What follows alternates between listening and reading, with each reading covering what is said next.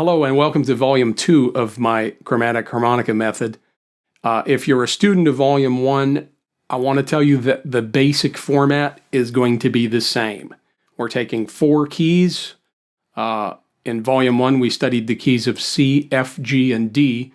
Volume 2, we'll be looking at the keys of B flat, E flat, A, and E. And with the 4 new keys, we are going to spend a lot of time on fundamentals. There's going to be scales, arpeggios, simple melodies, just getting you acclimated to the new keys, where the roots, thirds and fifths and sevenths and ninths are. Then I teach you improvisation and the basics of getting around in each of those 4 keys from an improvising standpoint. And I use the framework of the 12-bar blues to teach that. So that's it. Those 2 sections. There's a section on the fundamentals and then a section on the improvisation. Some new things in Volume 1 regarding the presentation. I have included some more visual aids in Volume 2 that I think are going to prove beneficial for the student. I am filming most of these lessons in front of this blue screen, and I'm able to include Harmonica Tablature over here. So in Volume 1, I just was verbally explaining, hey, we're going to be on hole 3 draw with the slide. I'd have to say all that. And so I'm still verbalizing some of that stuff, but a lot of that information is visually portrayed now on the blue screen with white text. Before we go any further, let me just go ahead and explain the harmonica tablature that I'm using. Let's say that we were looking at the note G, which is hole number 3 below. You're going to see the number 3, and you're going to see an up arrow.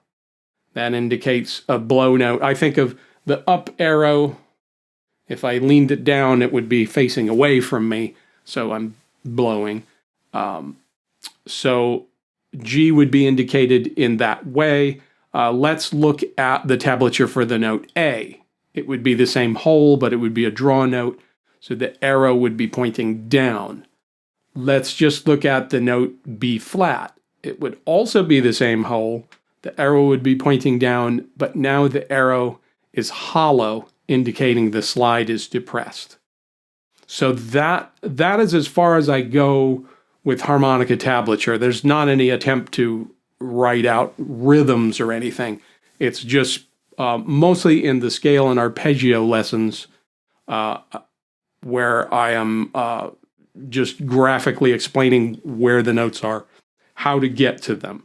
Now, I'm going to ask you to be resourceful, because in each scale lesson, I will include harmonica tablature for going up the scale, but not for going down. So what I need you to do as you're learning the scale, if you need that visual reference, I need for you to look at those series of numbers. Then once you've completed the scale, read them backwards to go down. That's what I mean by being resourceful. So there's that. You're also going to notice in each of the scale lessons that I will say, now let's play the scale in the 2nd octave, and all of a sudden the harmonica tablature disappears. There's not numbers, there's not whole numbers anymore. So here's the thing. On this instrument, the octaves are all tuned the same.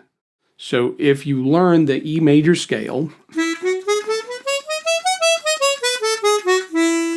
if you learn that scale, I want you to memorize it. I want you to memorize the breath pattern, where the slide goes, the motion of the, moving, changing holes. When I say, hey, now I want you to try the scale in the 2nd octave.